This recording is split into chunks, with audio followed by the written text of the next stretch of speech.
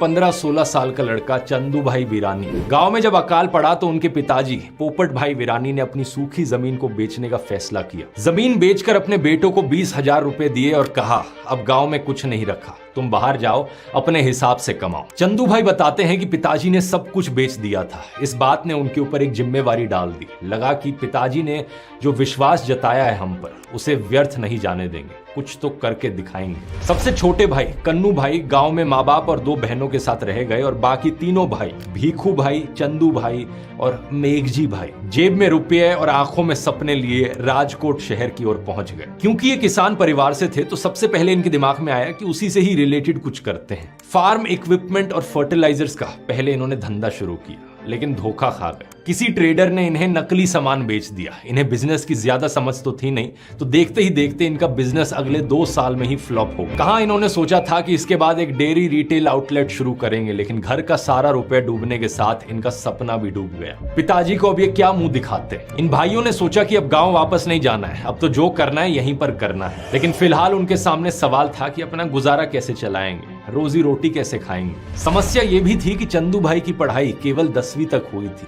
तो क्या ही काम मिलेगा।